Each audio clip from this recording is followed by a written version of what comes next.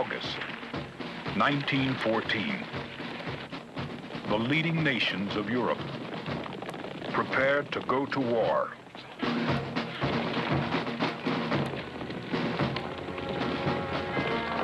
Before it is over, more than 8 million men will be dead. Kings and emperors will fall. Countries will disappear from the map.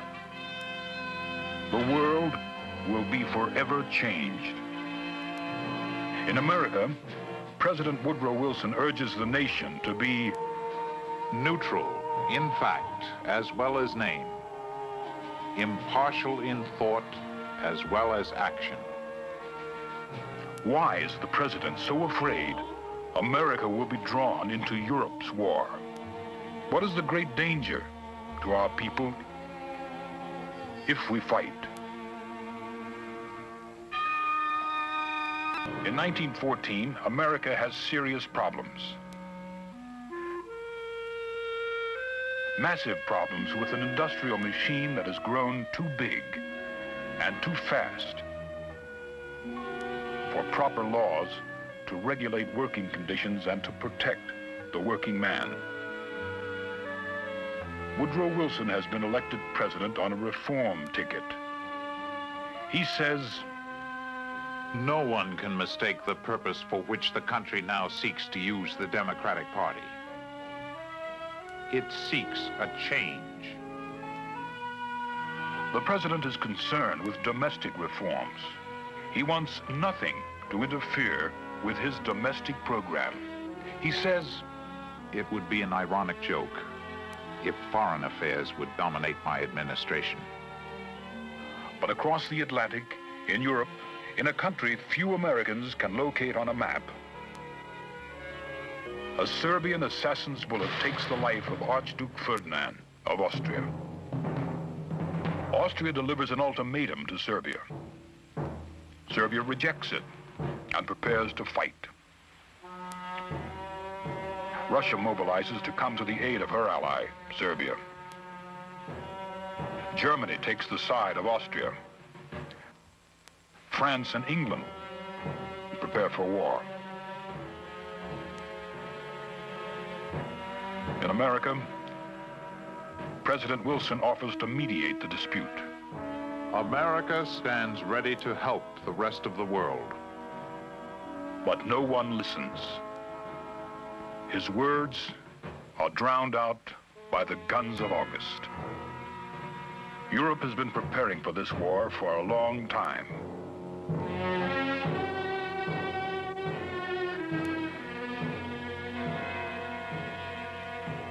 Now the mighty German war machine, most powerful army the world has ever seen, moves against France.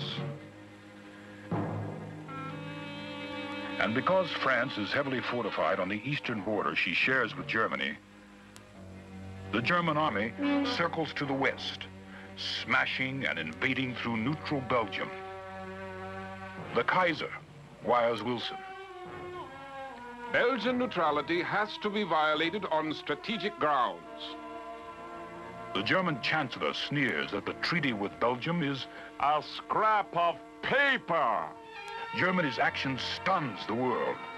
Americans are outraged, but President Wilson urges the nation to be calm.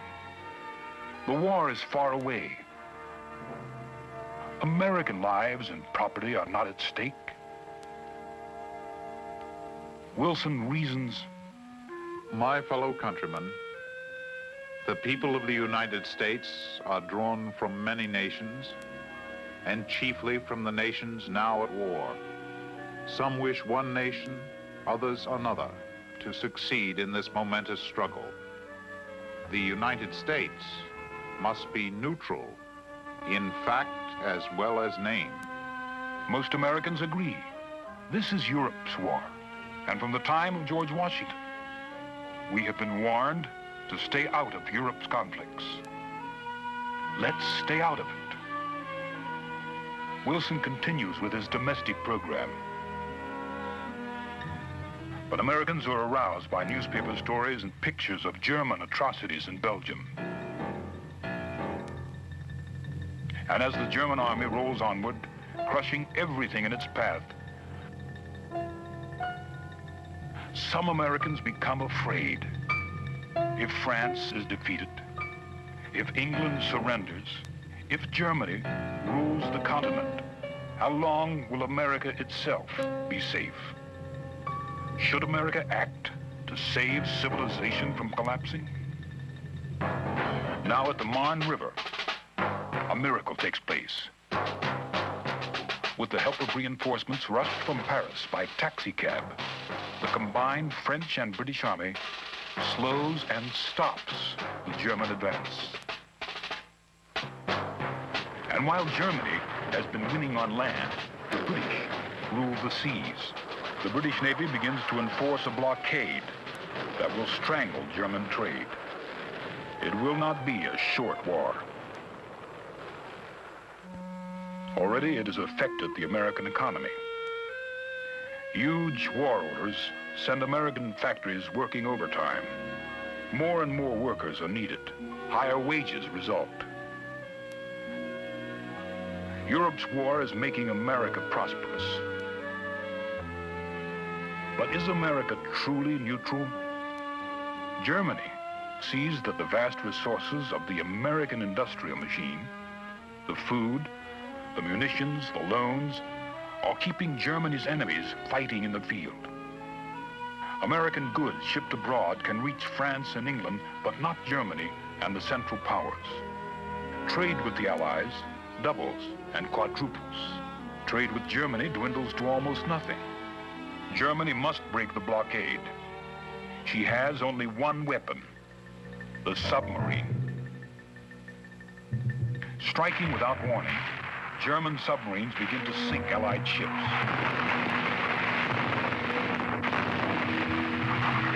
Wilson warns Germany, if an American is killed or an American ship sunk, The United States will hold the German government accountable and will take any steps necessary.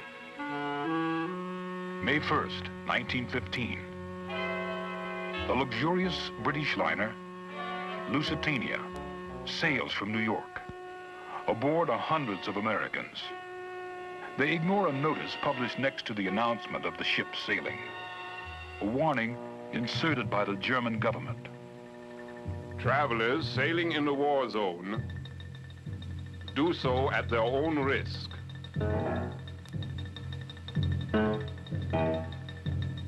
May 7th, 1915, the Lusitania is sunk.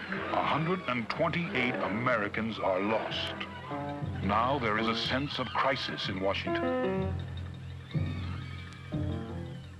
The president wants to hold Germany accountable, but the Secretary of State, William Jennings Bryan, says this will lead to war. After 3 days of almost complete isolation, on May 10th, Wilson says, There is such a thing as a man being too proud to fight. There is such a thing as a nation being so right that it does not need to convince others by force that it is right. To many Americans, this is a sign of cowardice. Theodore Roosevelt, the man whom Wilson has defeated for the presidency, says, We are passing through a thick stream of yellow in our national life. But while Roosevelt is denouncing Wilson's milk and water policies, the president is preparing such a stiff note to Germany that his peace-loving Secretary of State, William Jennings Bryan, resigns. If Germany rejects the note, America is at war. But the German Kaiser backs down and agrees to suspend unrestricted submarine warfare. Woodrow Wilson has won a major diplomatic victory.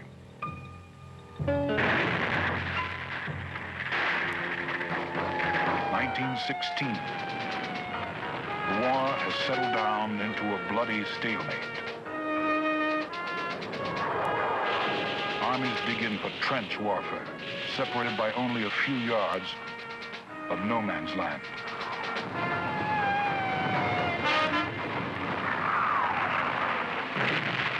The guns never cease. Men go out of their minds. It was the noise, the never-ending noise, Verdun becomes the bloodiest battle in all history. Almost 1 million casualties. Fighting back and forth on the Somme, England and Germany lose another 1 million men. Reading the mounting casualty lists, Woodrow Wilson is horrified by the brutality of modern war. Once lead the American people into this war, and they will forget there ever was such a thing as tolerance. To fight, you must be brutal, and the spirit of ruthless brutality will enter into the very fiber of our national life. The only sure way America can stay out of this war is to find some way to end it. Wilson sends his aide, Colonel House, on peace missions to Europe. He pleads for a peace without victory. But both sides have lost too many men. Both sides are bitter. Victory is what each demands. Meanwhile, in America, a presidential election is drawing near. Wilson says, if my re-election as president depends upon my getting into war, I don't want to be president. The Democratic Party campaigns on the slogan, "He kept us out of war." They emphasize that Wilson is the peace candidate. They say that Charles Evans Hughes, loudly backed by Theodore Roosevelt, is the war candidate. But secretly, Woodrow Wilson has serious doubts. The rush of events is taking control from his hands. Any insignificant German lieutenant committing an atrocity can plunge this nation into war. American opinion is divided. Men like Theodore Roosevelt, members of the Army League and the Navy League are for America to get into the war immediately. Women pacifists march with signs, "Real patriots, keep cool." Millions of German Americans have sentimental ties to the motherland, contribute to the German cause. November 1916. The presidential election is so close. Woodrow Wilson goes to bed thinking he has been defeated. He awakens to find he's been re-elected by a narrow margin. Most Americans want peace, but a substantial number are against Wilson's policies. What shall he tell the people? I know you are depending upon me to keep this nation out of war. So far, I have done so. But you have laid another duty on me. You have bidden me to see to it that nothing stains the honor of the United States. And that is a matter not within my control. That depends on what others do. In Washington, the president has once again called for peace. But in Berlin, a decision has already been made. Germany is being strangled by this blockade. Her people are going hungry. If the war goes on much longer, Germany will lose. It no longer matters whether America comes into the war. The German High Command believes America cannot arm in time to make any difference. February 1st, 1917, Germany announces all-out, unrestricted submarine warfare. And while more and more American ships are being sunk, while Woodrow Wilson still holds back from war and only arms American merchant ships to defend themselves, there comes another thunderbolt. The British Secret Service has intercepted a telegram the German Foreign Secretary Zimmermann has sent to Mexico. We offer Mexico an alliance. Make war together, make peace together. For her aid, Mexico is to receive in return Texas, New Mexico, and Arizona. Theodore Roosevelt says, There is no question of declaring war on Germany. Germany has declared war on us. Wilson tells a reporter, For nights, I have been lying awake, going over the whole situation, I have tried every way I know to avoid war. What else can I do? Is there anything else I can do? But being the kind of man he is, a man of high ideals and missionary purpose, Woodrow Wilson cannot simply go to war out of revenge. If America is to pay the high cost in the blood of its young men, the war must have a new and inspiring purpose. On April 2nd, 1917, the president goes before Congress and says, "It is a fearful thing to lead this great people into war, but the right is more precious than peace." It is to be a war to end war, a war to make the world safe for democracy. It is to be a crusade for a world founded on decency, honor, and law. All things German become suspect. Sauerkraut is renamed Liberty Cabbage. Some high schools stop teaching German. The president has promised force. Force to the uttermost, force without stint or limit. Under the leadership of Bernard M. Baruch, the War Industries Board supervises American industry and production. Herbert Hoover is appointed food administrator. William Gibbs McAdoo becomes Director General of the nation's railroads. Felix Frankfurter heads up the War Labor Board to mediate labor disputes. Under Edward N. Hurley, the United States Shipping Board acquires large fleets to transport and supply the American Expeditionary Forces. Domestic reforms, new labor laws are no longer important. Men, women, and children work overtime to turn out munitions. The nation's war effort will cost $33 billion, of which 2/3 are raised through the sale of Liberty bonds, and 1/3 raised through increased income and corporate taxes.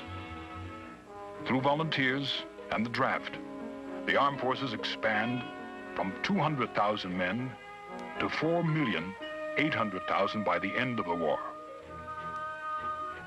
The nation sings the new hit song. Over there, send the word over there, that the Yanks are coming, the Yanks are coming, the drums, drumming everywhere. So prepare, say a prayer, send the word, send the word. Ironically, for a war to save the world for democracy, the Americans will send a Jim Crow army overseas. At first, the nation is so unprepared to make war, the soldiers have to train with wooden guns. And while Americans train with wooden guns, on the battlefields, the Allied armies are reeling. On the high seas, German submarines are sinking ships at the rate of almost 1 million tons a month. Can America send an army overseas in time to turn the tide? June 13, 1917. General Pershing lands in France at the head of the 1st American Division. The sight of the fresh American troops, the realization that the Yanks are coming by the tens of thousands, stiffens Allied morale. Realizing the threat from America, Germany goes all out. In a series of hammer blows, the Russian army is routed on the Eastern Front. Russia collapses and sues for separate peace. Riots take place in Russian cities. Germany is now able to send all her troops in the east to the Western Front. Now the Americans go into action. At Belleau Wood and Chateau Thierry, they prove they can fight.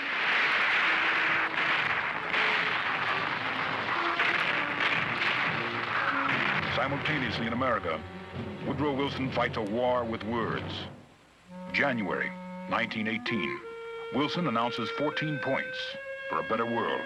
The 14th point calls for a League of Nations to be formed to preserve world peace.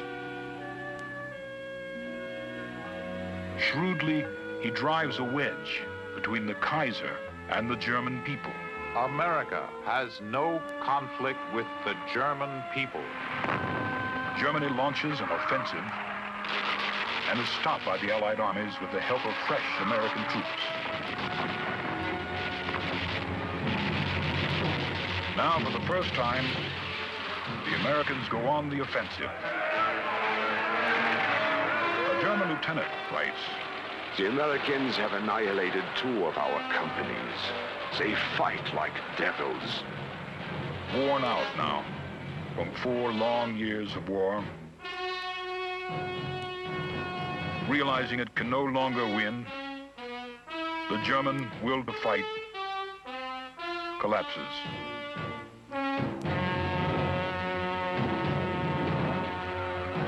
Rebellion breaks out in German cities. The Kaiser flees for safety to Holland.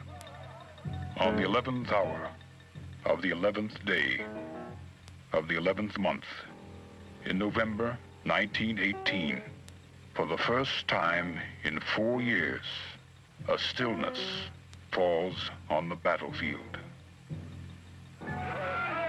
Armistice. Men go mad with joy. They are alive. They have survived.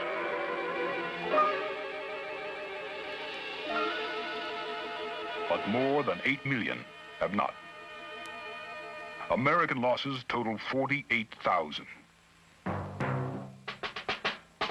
Now, while the nation returns to peace, Woodrow Wilson realizes his battle is only beginning. For the first time in history, an American president goes to Europe during his term in office. Woodrow Wilson sails to fight for his 14 points. The president is confident he can handle the Europeans. But men like Clemenceau of France and Lloyd George of England burn with a hatred of the Germans. Soon Clemenceau and Wilson are no longer on speaking terms. Talk to Wilson. How can I talk to a fellow who thinks himself the first man for 2,000 years, who knows anything about peace on earth? Wilson imagines he is the second Messiah. Out of the wreckage of the old Europe, the men who make the Treaty of Versailles create a new map. New nations are born. Decisions and national boundaries are made so hurriedly, mistakes are bound to be made. Wilson is discouraged, but he has salvaged his 14th point. Now he returns to America to get Congress to ratify his great idea. But the president has been away 6 months. He has lost contact and control of the country. And Wilson's enemies are furious because the president had not invited a single Republican to help make the important decisions in Europe. In Washington, Senator Henry Cabot Lodge, an old foe of Wilson's, ties up the motion to join the League of Nations in endless debate. The president takes his case directly to the people. He travels thousands of miles, makes speech after speech, in city after city, telling what the League means to the world. Wilson is weary and discouraged, but despite failing health, he refuses to give up his great crusade. On September 26, 1919, he suffers a paralytic stroke. Back in the White House, Mrs. Wilson tries to protect her sick husband. She refuses admission to visitors.